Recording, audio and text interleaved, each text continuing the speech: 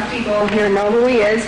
I just want to read a real quick little saying that a member of the audience told me about. This is from Solzhenitsyn, and this is one of the reasons I think we're all here, and we kind of have to remind ourselves why we're doing this. He says, "And how we burned in the cabins later thinking, what would things have been like if every security operative, when he went out at night to make an arrest, had been uncertain whether he would return alive and had to say goodbye to his family? Or if during periods of mass arrests, as for example in Leningrad, when they arrested a quarter of the entire city, people had not simply sat there in their lairs, paling with terror at every bang on the downstairs door and every step on the staircase, but had understood that they had nothing left to lose and had boldly set up in the downstairs hall an ambush of half a dozen people with axes, hammers, pokers, whatever else was on hand. After all, you knew ahead of time that those blue caps were out at night for no good purpose. But we didn't love freedom enough.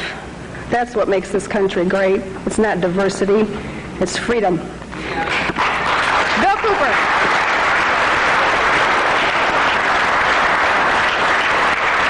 Thank you, Connie.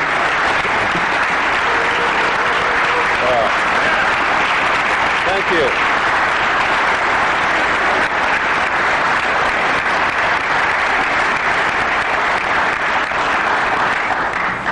Well, you sure know how to make me feel very humble. Thank you so much.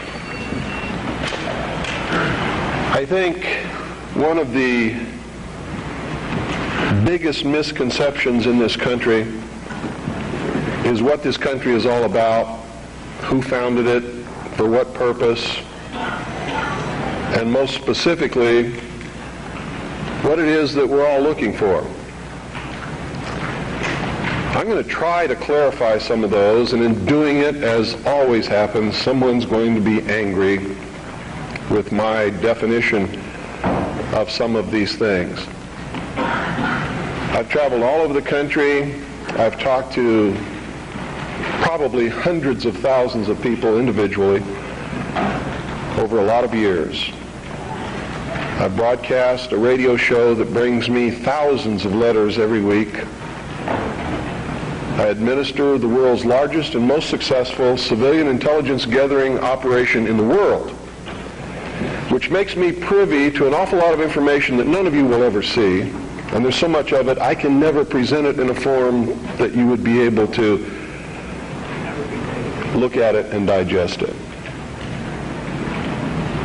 So that puts a pretty big burden on me and the people who work with me in the intelligence service and in the KAGI News Service in order to digest this information, analyze it, and be able to present to you what we believe, and this is a subjective judgment, what you can digest and what you need to know at that particular time. And in doing this, digesting all this information, reading all of these letters from people of every kind of background that you can imagine, every race, every religion, every kind of agenda. Believe me, there's an awful lot of agendas going on in this country that are dangerous to Americans. Being promoted by people who claim to be Americans, who claim to be patriots, and who claim to be doing the best for this country, including those who want to destroy it and bring about a one-world totalitarian socialist government. They sincerely believe in their heart they're doing the right thing for humankind. You see, nobody gets up in the morning and sets out to do evil. Nobody consciously does that. I've never met any person in my entire life who said, I'm evil, I'm going to do evil things, I like to do evil things, I want to do evil things. They don't exist, in my knowledge. They may exist somewhere, people like Jeffrey Dahmer. And I believe that even Jeffrey Dahmer probably rationalized what he was doing in his own mind to make it right. Isn't that the way we all do things? Even if we do something wrong and we know we're doing something wrong, don't we attempt to rationalize it in our own mind and to our friends to justify what we're doing? So I believe it's a great fallacy to set out to brand those whom we disagree with as being evil people. The result of their actions we may perceive to be evil. We may perceive it to be bad. But I guarantee you those people don't see it that way. And when we present ourselves to them in that light, we're good and they're evil, Do you think we have a chance of getting them to listen to us? Not on your life. It's not going to happen. So I think we have to change the way we talk. We have to talk to them in a different manner. Now, don't take what I'm going to tell you standing up here today and compare it to what I say on the radio and expect the two to concur. Because when I'm here, I'm just Bill Cooper. I'm talking to you from my heart. When I'm on the radio, I am on a mission. And that mission is to slap people upside the head and wake them up and even make them hate me, if that's what it takes to get them to go examine what I'm telling them to find out that it's right. You see, I don't care how it's done as long as they wake up. And if I have to be the bad guy that they're going to hate for the rest of their life, that's okay with me if I wake them up. But when I'm here talking like this, that's not my mission, because you're awake already or you wouldn't be here. You see? There's a difference between the people here and the people that I'm talking to over those airwaves. Big difference. An awful lot of you are steady listeners of the Hour of the Time and have been probably for many years. And when I'm talking on the radio, I know who you are and I'm not talking to you. And I know that when you're listening and I talk about the sheeple, the stupid sheeple, it doesn't make you angry. You know why? Because you know you're not stupid sheeple, don't you? The person that gets angry has verified that I was right. Because he wouldn't get angry if he didn't know in his heart that he's a stupid sheeple. You ever been walking down the street and somebody comes running out and says, bank robber, stop that bank robber. Do you start running? Why don't you start running? Because you're not the bank robber, right? You get angry? No. Do you pay attention? Most of the time, if you're from a big city, chances are you don't even look around, right? Now, if you're from a small town where I'm at, people will come running out in the street to see the bank robber. Because it's a small town and not much excitement goes on there unless the IRS comes to mess with me. So,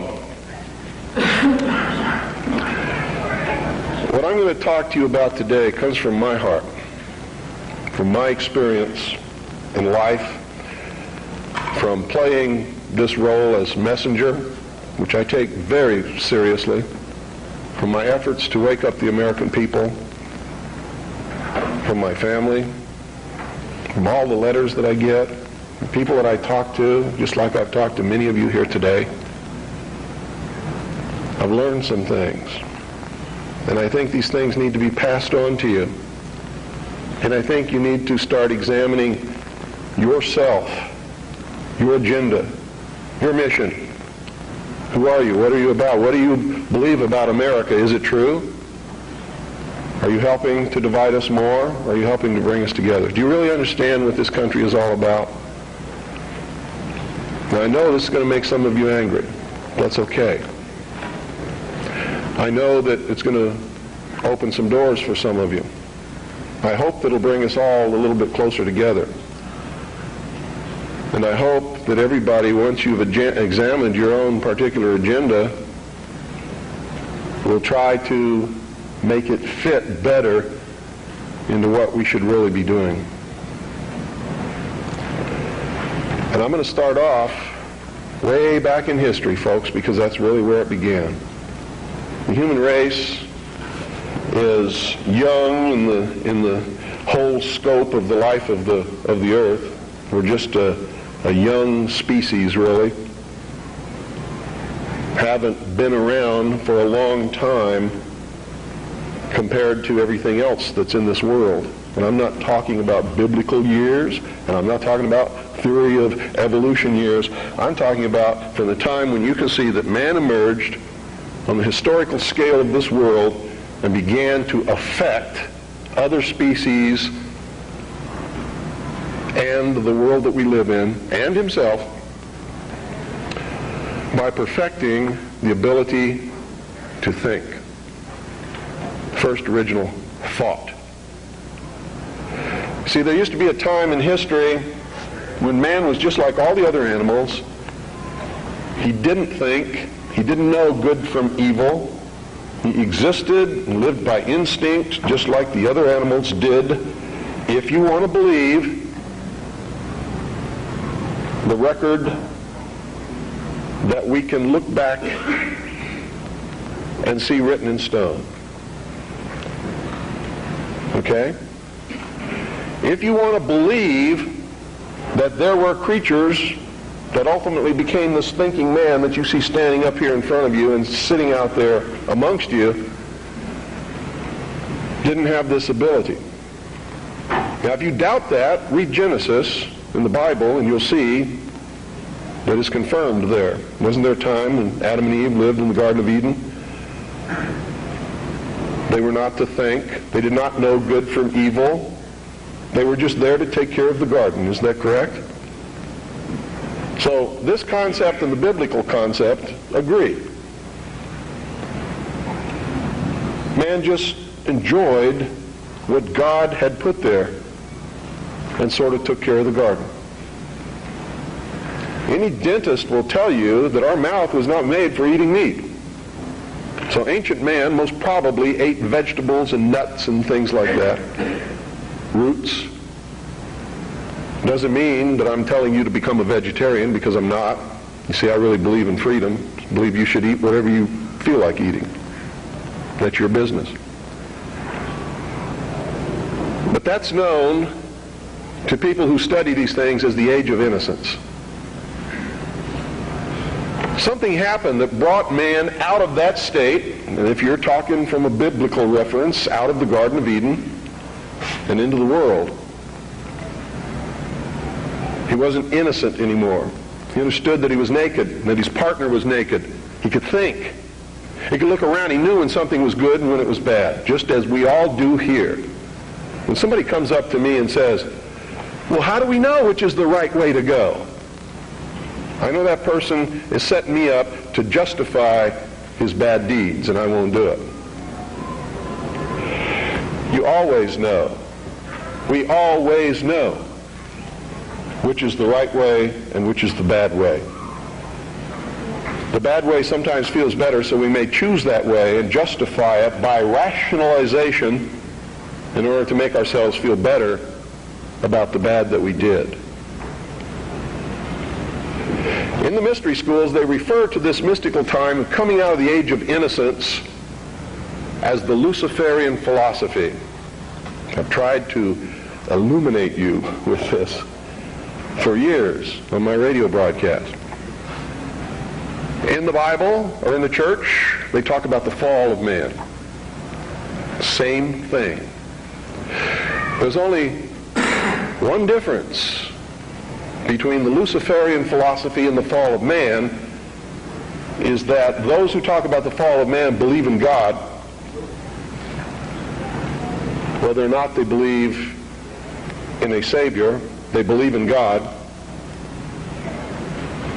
The ones who believe in the Luciferian philosophy do not. Now here's how that works. In the Bible, we're told that Eve was tempted by Satan to eat of the fruit of the tree of knowledge of good and evil. God had commanded Adam and Eve not to eat of the fruit of that tree.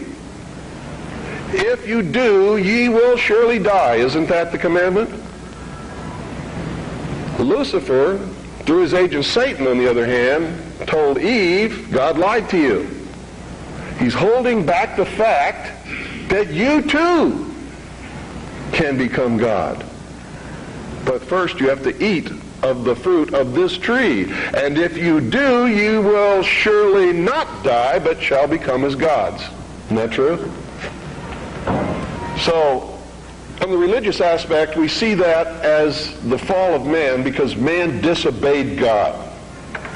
We see that as the subjugation of the woman beneath man, where she had originally been the partner. Now she is subjugated beneath man because she was the agent of man's downfall. Is that correct? Now, I'm not talking right or wrong. I'm not trying to insult anybody in here. I'm just telling you what we're taught. so that we all understand what we're talking about, because that's most important. If you understand something differently than what I'm trying to impart to you up here, and we don't have the same definition, we're not going to understand each other, are we?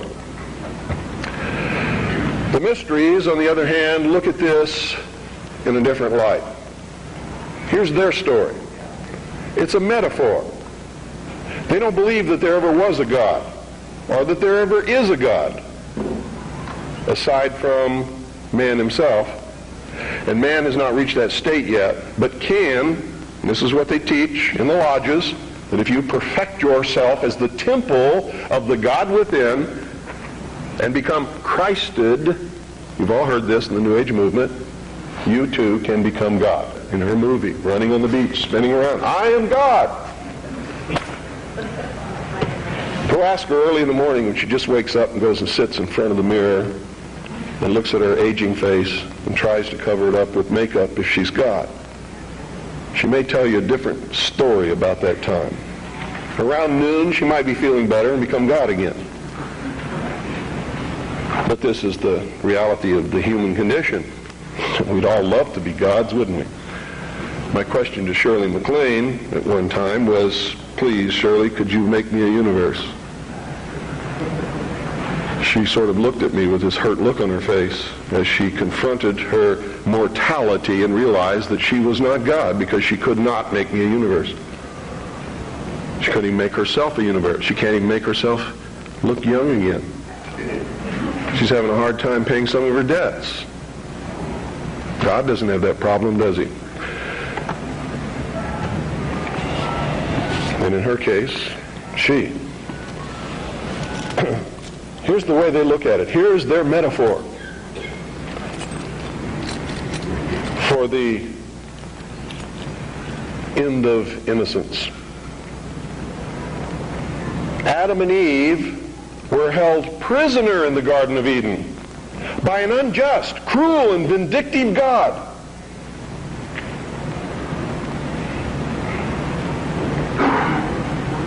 Until Lucifer, through his agent Satan, set man free from this garden by giving him the gift of intellect. Through the use of intellect, man will conquer the earth, will conquer nature, and will himself become God. It's taught in every Masonic temple in this land. Every secret brotherhood, every secret society, every mystical temple, every occult organization teaches the Luciferian philosophy. They do not believe in Lucifer. They do not believe in any entity called a devil, and they do not believe in God. It is a mistake for you to assume that they do. They are atheists in the strictest sense of the word. They are humanists. That's their religion. At the highest level, their goal is to create a world in which the adepts, the 1,000 points of light, working behind the veil to create the culmination of the great plan, can realize the ultimate happiness for mankind. That's why they don't oppose pornography. That's why they don't oppose certain crimes. That's why they say you should not be put in jail for the rest of your life for murder or anything else. There should be no death penalty, because it was a learning experience. And having gone through that learning experience, you're a better person now. This is what they teach. They believe punishment for these crimes is nothing more than vengeful retribution, which is wrong in their eyes.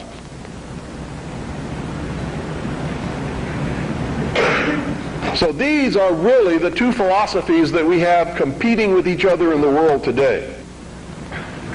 Who brought man the gift of fire? Prometheus.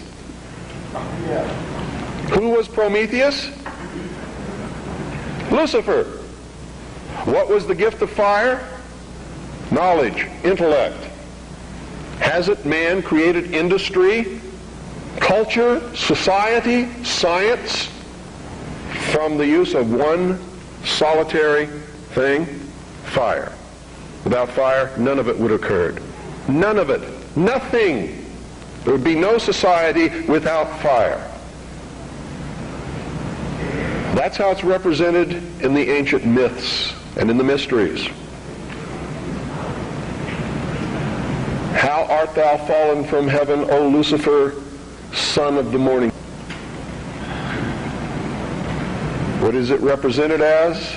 A bolt of lightning struck a tree. The tree burst into flames. Ancient man, if you watch the movie Quest for Fire, rushed up and grabbed one of the burning branches, and it burned his hand, and he let it go. He probably didn't go any farther than that the first time. Second time, he may have found a deer that had been roasted by the heat of the fire in the forest. And being hungry, maybe he partook of some of that meat and found that it tasted pretty good. Also, the fire was warm and didn't get cold at night. And this is where the whole battle between the forces of light and darkness comes from.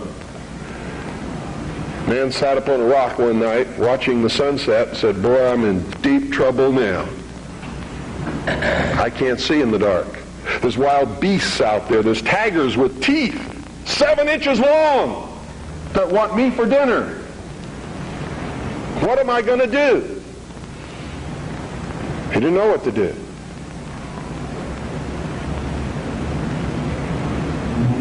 Neither would many of us put in that situation.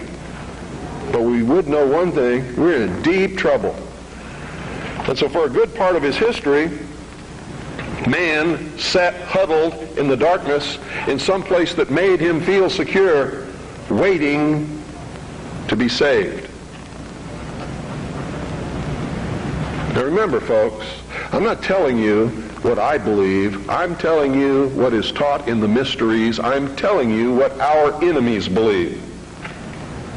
Make no mistake about it, they are our mortal enemies. They want to see us wiped off the face of the earth.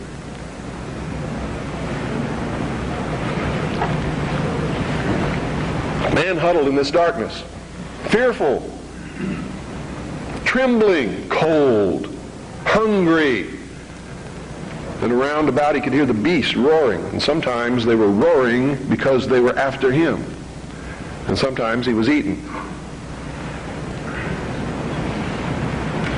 A man eventually saw another tree struck by lightning and grabbed that branch with that flame on it.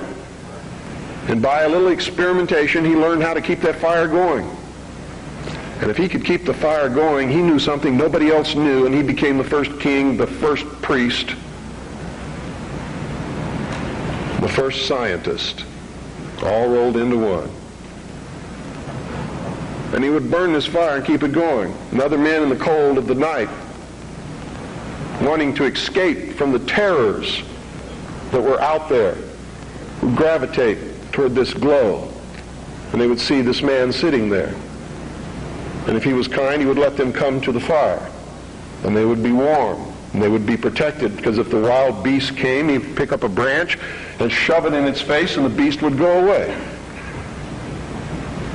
And so the forces of light overcame the forces of darkness, and in the sunshine of the morning, the newly risen, resurrected child that had died the night before, their Savior, warmed them and saved them from the terrors of the prince of darkness. You have to study these things to understand your enemy. Any general who ventures upon a battlefield without understanding the enemy is doomed to defeat. Just like a militia that forms itself upon a peninsula has already created its own concentration camp, unless it has a navy.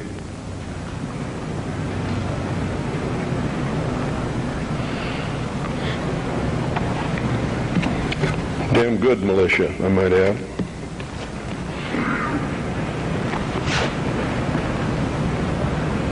What is the upshot of this? What am I getting at here? These people believe And they have conducted themselves according to their belief and their philosophy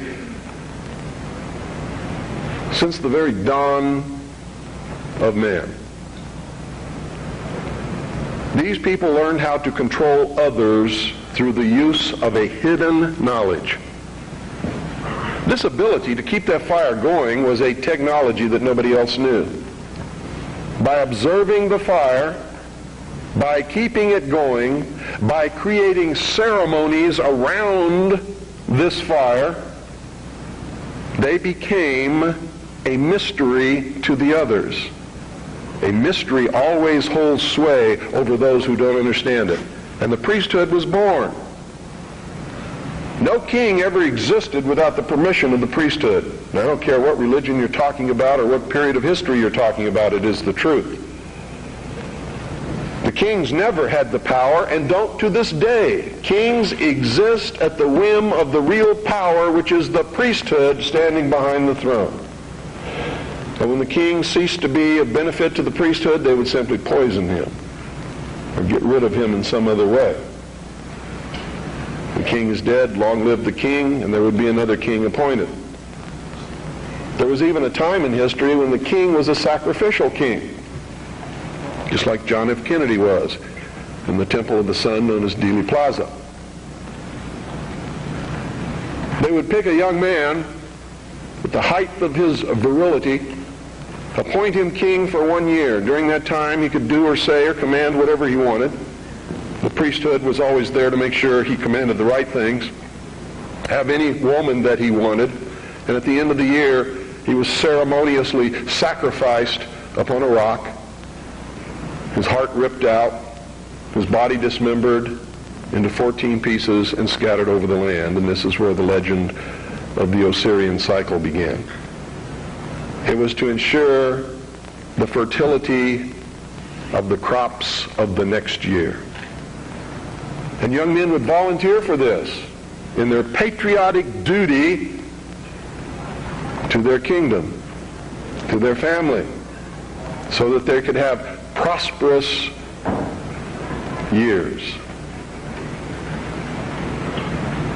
Much as our young men may volunteer to rush out over the water to a place called Kuwait or Iraq and die in the God-forsaken sands of a place that nobody can even find on a map and never heard of until it happened, all so that he can be called a patriot, someone his family can be proud of.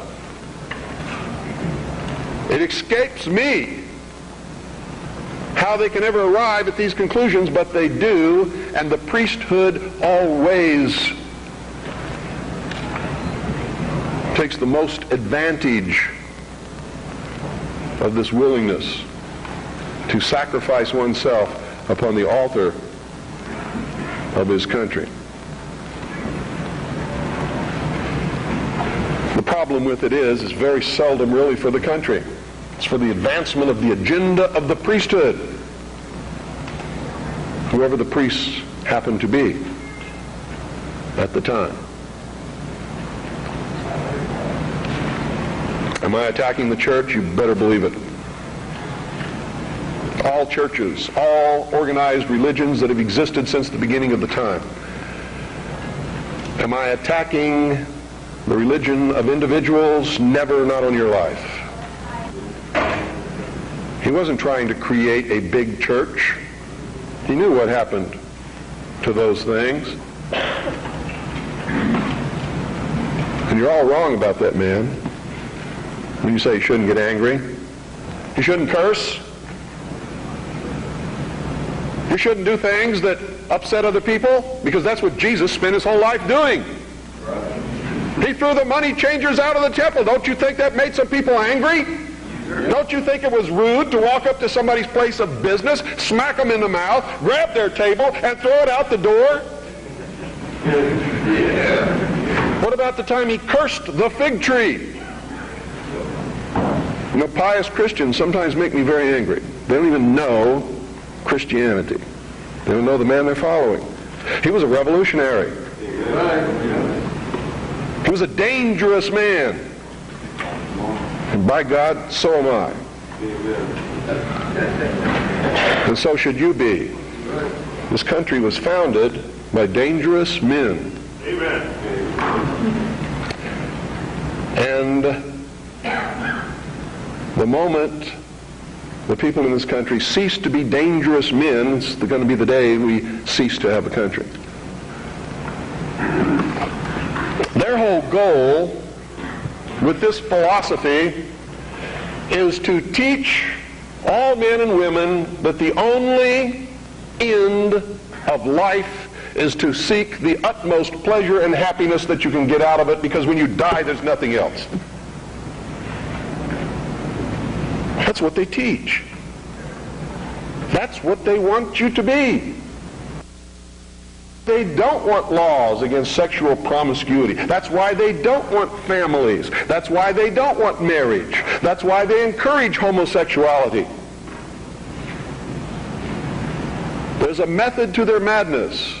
There's really not much method to yours, because you're operating from a place of ignorance. And until you change that, you're going to be bumbling around, bumping into each other, saying and doing the wrong things, not understanding the nature of your enemy. And if you don't understand the nature of your enemy and the weapons they use, you cannot fight that enemy. You can't fight the battle. You shouldn't even be on the battlefield. That's why you're losing the war. And don't tell me you're not, because I'm in a place of great knowledge about who's winning and who's losing this war. And I can assure you, you're losing the war. Doesn't mean it can't be turned around. But it'll never be turned around until you learn what you need to know. You don't even recognize half the weapons that they use against you. And some of them seem so insignificant that you don't even try. They want to create a world where everybody is happy all the time, doing all of the things that, if you're from a good religious upbringing, is wrong to do. If you're not from a religious upbringing, but you have a good brain and you understand the purpose of morals and ethics, it's still the wrong thing to do. If you're a thinking person. And then the priests had an army. Oh boy, weren't they happy with that? Their whole purpose throughout history has been to teach a small number of people how to become adept at controlling everyone else and presenting their societies as desirable to the profane, so that you'll go knock on the door and say, hey, can I be a member and be initiated, with the promise of learning some great secret. What is that secret? The secret is what I have just told you this morning. The secret is how to control everybody else. And you never understand how to control everybody else until you get to the top of this pyramid of initiation. Most people never make it past the third step. All above that are carefully chosen and nurtured and taught. And Americans for all these years have been looking around for the enemy. They've never been able to find an enemy. So those who control them were able to control them even better by giving them an enemy. That's what Stalin and Churchill and Roosevelt determined at Yalta. Who was going to be the enemy post-war? Turned out to be Stalin. And there was going to be this phony Cold War so that the population would never discover the real enemy. And I'm talking about the population of the Soviet Union as well as the rest of the world. You see, the enemy has always been here. It's your uncle, your aunt, your father, your mother, your brother, your sister, your nephew, your nieces, who belong to the fraternal orders collectively known as the mysteries. The very highest degrees of which, combined together, make up a secret order known as the Illuminati. Their goal is to destroy all existing religions save theirs, all existing governments save theirs, and shackle the mob in a system of eternal oppressive debt chained to a computer for the rest of their life, in a propagandized world to make them believe that they are happy in this system. Now, do you think they're succeeding? Yes. Haven't I described to you just now exactly what is going on in the world today? Yes, they're succeeding. They're succeeding because the American people don't understand their enemy. They don't even know what's happening. People were extolling the virtues of Pat Buchanan and actually considering voting for that man for president, and he sent them all a postcard. And on the front of that postcard, he identified himself as a high priest of the mysteries. Because on the front of his Christmas cards that he sent to all of his followers was the penis of Osiris, the phallus, the obelisk, with a nice red bow tied around the base which represented the testes. You know what he was saying to you? Are there any children in here? He was saying, he was laughing at you. And so was every other member of the Illuminati. He's a highly degreed member of the sovereign and military order of the Knights of Malta, which was taken over in the Peasants' Revolt in England by the Knights Templars, who had sworn revenge upon the old Hospitallers of St. John's, which later became the Knights of Malta because of their role in the suppression of the Templars. How many of you watch Trinity Network? How many of you watch Pat Robertson? You ever seen the cross in the crown? Do you know what that means? It's the symbol of the Templars. The Knights Templar. It is the symbol of the unification of the church and the government over the people. Is that what you want? Every time any church gets control of government, the people suffer. It has always happened. That's why our founding fathers established a country where that was not supposed to happen, where everybody was free to worship at the altar of their choice. And if you think they were all of one mind, you better think again. How many religions of the Protestant group do you think existed in this country when our founding fathers put together the Constitution?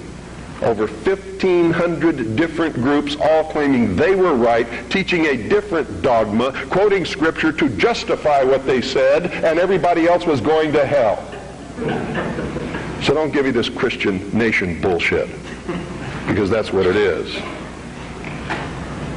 This nation reflected Christian values because the people who made up the government in the early days were Christian, but none of them agreed with each other, and they still don't today. They very seldom ever have. What do you mean by Christian? Seventh-day Adventist? Branch Davidian? Need to do some serious evaluating, some very serious checking out of agendas. You really want to take over the government and make it a theocracy? Because I'm going to tell you exactly what's going to happen if you do that. You're going to burn people at the stake who disagree with you. And if that happens, I'm going to have to take up arms all over again. And so will many of you, because you're going to be persecuted. You see? Because whichever one controls the government, you're going to have to conform to that teaching, and if you don't believe in it, you're a heretic. Do you understand what I'm talking about? What is our common bond truly? Freedom. Freedom. Without freedom, you can't be a Christian no matter what denomination you belong to.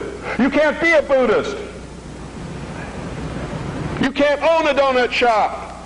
You can't drive from here to Oregon. You can't be an American, because that's what it's all about, and that's the only thing that it's all about. Nothing else. Nothing else. It's about freedom. Freedom. Only freedom.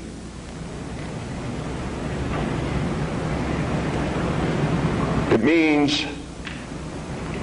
you have to let other people be free, even if they disagree with you. I had a tremendous admiration for the courage of those two communists who had the guts to walk up with their little communist sign and their communist flag. Two of them, young people, all alone, in that sea of America, militia, uniformed patriots. And I saw people who wanted to kill them.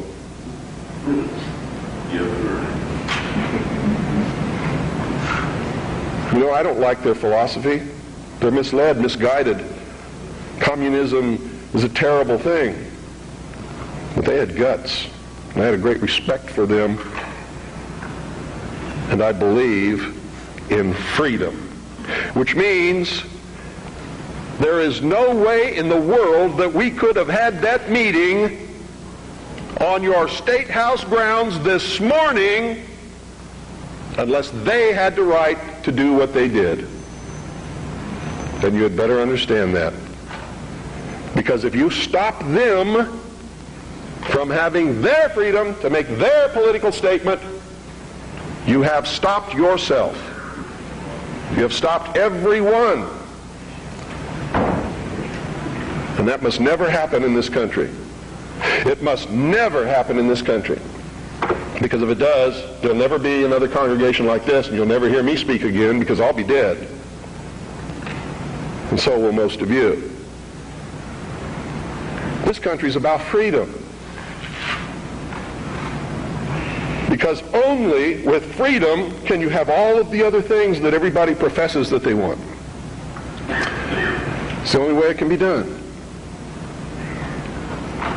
I hear all kinds of misconceptions and misstatements. I have the freedom of the press. No, you don't. No, you don't. The man who owns the press has the freedom of the press. And he can say in his press whatever he wants, but you can't. That's why I get angry with Americans when they say, the Jews control the press. Who sold it to them? How'd they get it?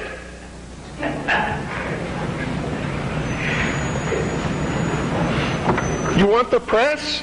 Start a press. You want to be on the radio? Do it. But stop whining. Stop bitching. Stop complaining. That guy that owns the press, that's his press. He can do with it what he wants. Just like you do with your car what you want because it's your property. He doesn't owe you anything unless you've got a contract with his signature on it that says he will print what you say.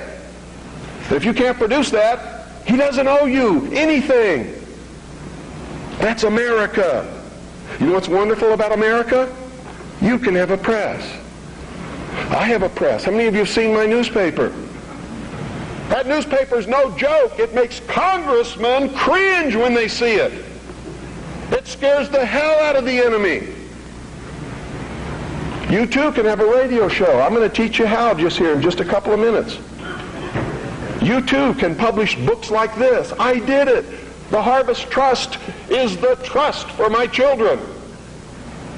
I'm not rich. I don't have anything. You know how I financed this book? I sold copies before it was printed to people who believed enough in me to buy them. I don't have any money. I have my family. And that's all the wealth I ever need. I don't make any money from my radio show. Veritas has operated in the red from the beginning. It probably always will. But I got something that you don't have. I have a free press. It's mine. And I get to say what I want. And I get to publish what I want and print what I want because it's mine. And I'm free. And it's my free press. That's why I don't care if somebody calls up my radio show and says they don't like what I say. Screw you. Get your own show.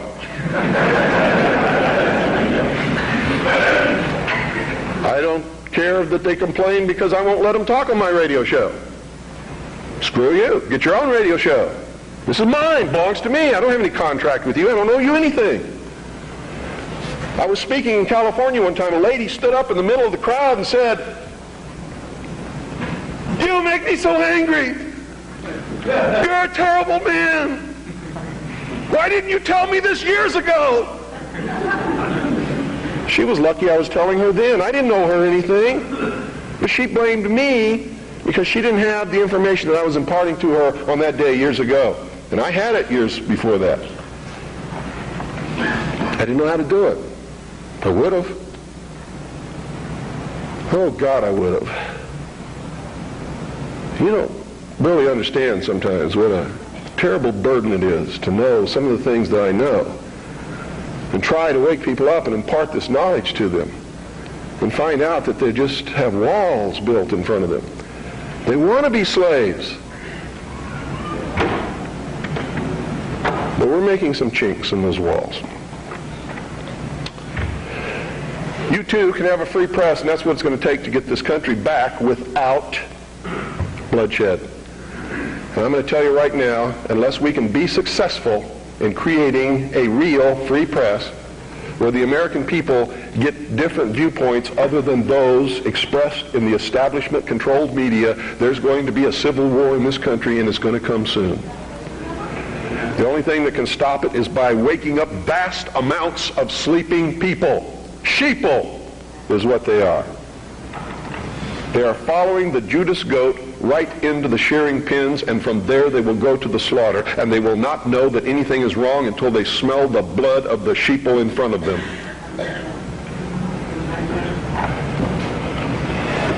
Anybody can publish a newsletter or a newspaper. Anybody. It is not expensive. It is not difficult. And everyone in this room should be doing it all across this country. And everybody that you come in contact with, you should encourage them to do it. And we should flood this nation with information.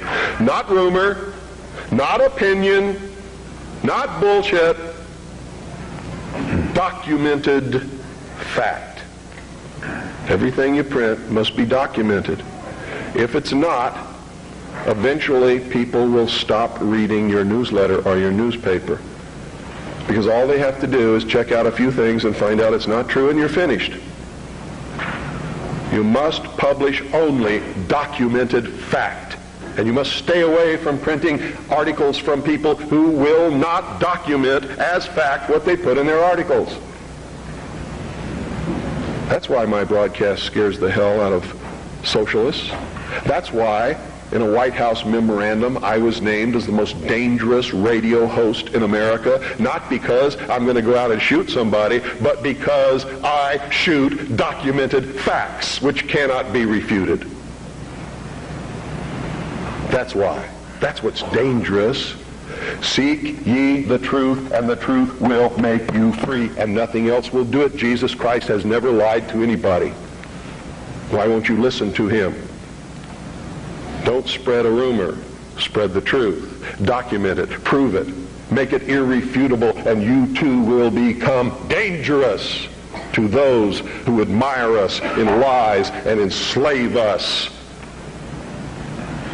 in socialism. Anytime any system makes you dependent upon anybody or anything or any system, you are enslaved. Understand that. It doesn't have to be chains of iron. You don't have to be hanging up on a wall. You just have to be obligated. That's all it takes. You too can have your own radio station and broadcast anything that you want. You can broadcast your own shows. You can be your own host on that show. You can broadcast tapes of other shows. We encourage people to buy satellite receiving stations across this country, purchase a very simple FM low-power transmitting kit, and set up their own FM radio station in their hometown. And we now have over 670 people across the nation. It's not expensive. If one person cannot afford the cost, what is wrong with 8 or 10 or 15 or 20 of you getting together, pooling your money, buying one satellite receiving station, a small FM low-power transmitter, and setting up your own broadcasting station. I hope you will broadcast the truth and not some agenda. You see, what happens when you broadcast the truth is you piss everybody off.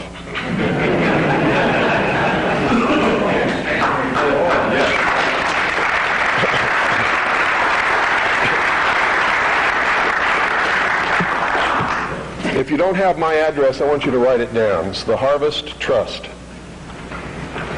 P.O. Box 1970. I'll repeat it a couple of times. Eagar, Arizona. Eagar is spelled E-A-G-A-R. Arizona 85925. That's the Harvest Trust. P.O. Box 1970.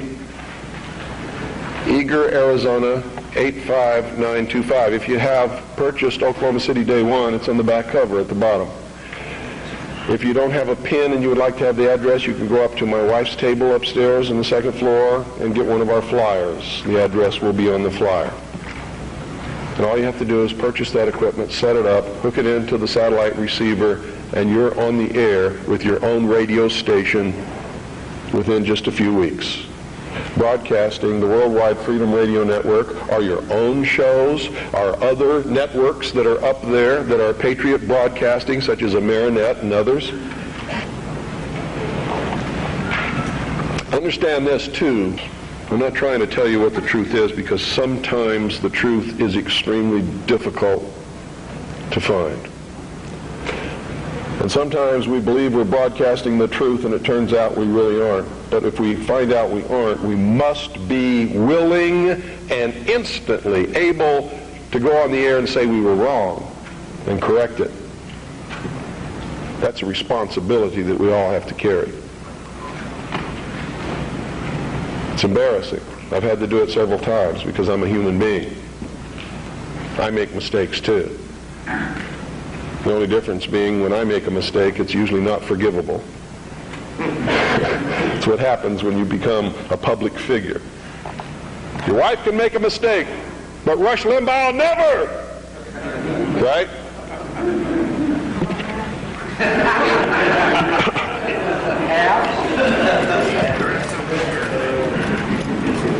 I want you all to get interested in this. All of you should be publishing a newsletter or a newspaper. All of you should be documenting what you publish. All of you should have a satellite receiving station and be rebroadcasting programming to your neighborhood. All you got to do is make sure that you're broadcasting on a frequency that's not interfering with any other broadcast. Which means you don't just check it at your house. You get in your car and you drive out 25 miles and all around, and you make sure that there's nobody else on that frequency before you use it, so you know you're safe. In my little town of Eagar, which is a very small town, between Springerville and Eagar is 2 miles. Another 2 miles either way, and you've covered everybody in the valley. And I'm up on a big mountain in the middle of this valley where the town surrounds the mountain, and I'm broadcasting 6 miles in every direction in my town. And it's militia country. Arizona is dangerous for socialists. And when the war starts, heaven help whoever they send to fight in Arizona. Because it's still really kind of like the old West days in a lot of places. It's dangerous. Where I live, Ike Clanton made the sheriff angry one day. The sheriff rode 25 miles, grabbed Ike Clanton by his hair and drug him to jail by his hair. Which brings me close to the end of my, I think it is. How much time do I have? 3 more hours. Come back after Jim talks a little bit and talk some more. Yeah. Just let me give you a little parting note here. I'll be back up as well with, as will the others, to answer questions later. Mr. Collins has to catch a plane, so I'm going to cut my talk short and Please give him your undivided attention. I'm going to tell you right now, because I deal in reality, I'm going to vote for Charles Collins, but at the same time, I'm a realist. And everybody in this room should be voting for Charles Collins, but at the same time understanding he's not going to be the president of the United States. Okay? And I'm only telling you that so that you're dealing in reality. Okay? But he is the best man on any ballot in this country. Thank you.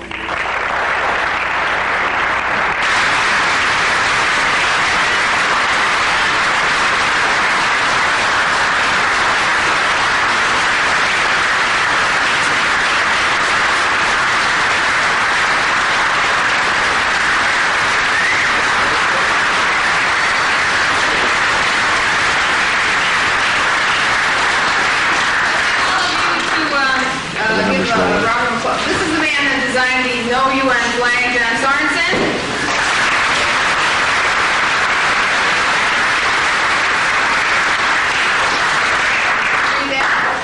Thank you very, very much, Bill, for coming in.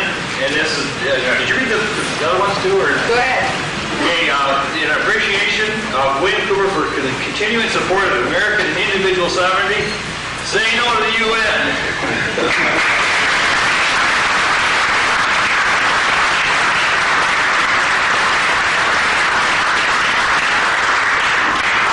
I had this crazy dream about some folks who love this country, who all began to dream the same dream.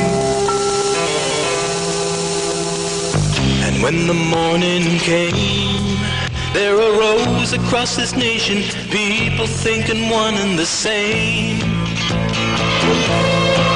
And they awoke to find their freedoms and all their liberties had gradually been taken away.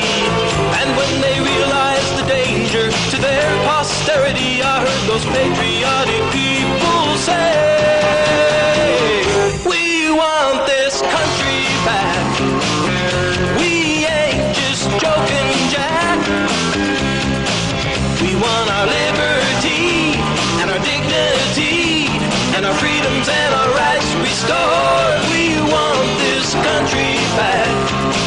She's been driven way off track. We're wide awake and we're madder than hell now, and we ain't gonna take it anymore. No, we're not gonna take it anymore. Remember golden days when the stars and stripes forever